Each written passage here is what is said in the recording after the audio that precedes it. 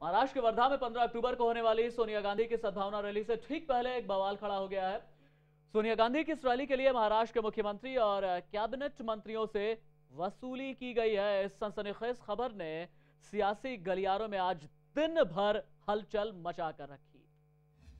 Rally के लिए दादागिरी, मंत्रियों से भी हुई वसूली।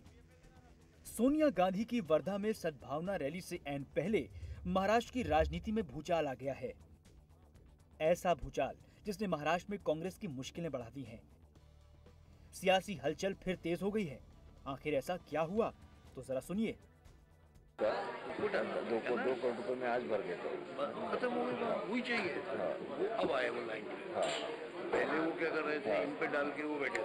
इनकी को मालूम है निकलने की नियत तो मैं ऑलरेडी 5 लाख से इलेक्शन से यही चीज क्या होता है इस समय का मुझे मालूम है। लास्ट टाइम मेरा एग्जीक्यूटिव में भी नाम नहीं था, तो मैंने बोला रही है कांग्रेस में बोलना पड़ता है, बस जब खुद आ जाएगा तो आते नहीं।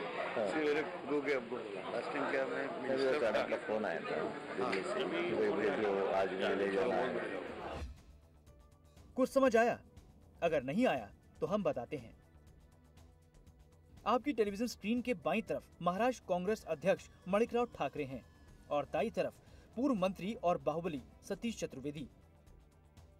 ये दोनों मीडिया के सामने सोनिया गांधी की रैली की जानकारी देने आए थे, लेकिन ऑफ द रिकॉर्ड इन्होंने कुछ ऐसा कह दिया जिससे बवाल खड़ा हो गया। सोनिया गांधी की रैली को कामयाब बनाने के लिए वसूली की गई है। दोनों नेता आपस में बातचीत कर रहे थे और तभी इन्होंने कुछ ऐसा कहा जो अनजाने में रिकॉर्ड हो गया। वो झंडे बना रही है, वही तो बोल रहे हो। ये दोनों उसी वसूली की बात कर रहे थे जो सोनिया की रैली के लिए कैबिनेट मंत्रियों से ही नहीं, खुद मुख्यमंत्री अशोक चौहान से भी की गई। माणिकराव ठाकरे और सतीश चतुर्वेदी की बातचीत में ये सनसनीखेज खुलासा हुआ है। वर्धा में सोनिया की रैली के लिए कैबिनेट मंत्रियों से 10-10 लाख रुपए और अशोक चौहान से पूरे 2 करोड़ रुपए वसूले गए। दोनों नेताओं को पता नहीं था कि उनके सामने रखा माइक ऑन है, इसीलिए माणिकराव और सतीश बेफिक्र होकर रैली के लिए वसूली की बात करते रहे।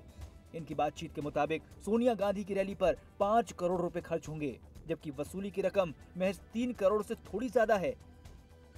अब आपको बता दें, ये कोई स्टिंग ऑपरेशन नहीं है।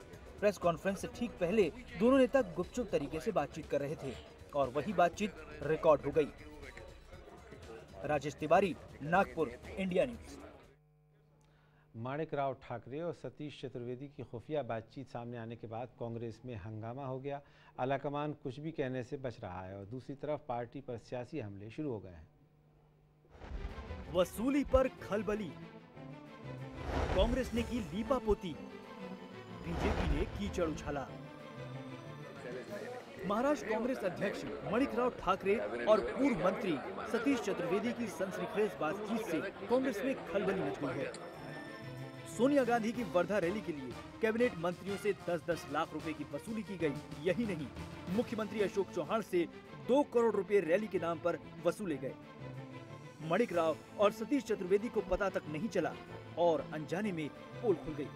अचानक हुए इस खुलासे ने कांग्रेस की मुश्किलें बढ़ा दी हैं। हालांकि आलाकमान इस पर बोलने से बच रहा है।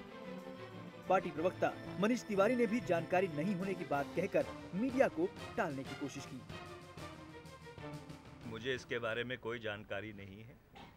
अगर किसी के कैमरे में कोई बात कैद हुई है और उसको सार्वजनिक किया गया है, हम उसको ज़रूर दिखवा लेंगे और अगर उस पर प्रतिक्रिया देने की ज़रूरत होगी तो ज़रूर प्रतिक्रिया देंगे।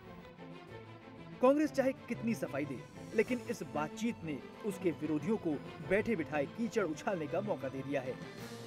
बीजेपी नेता राजीव प्रताप रूडी ने कहा है कि कांग्रेस की पुरानी परंपरा है और लोकतंत्र के लिए खतरा है।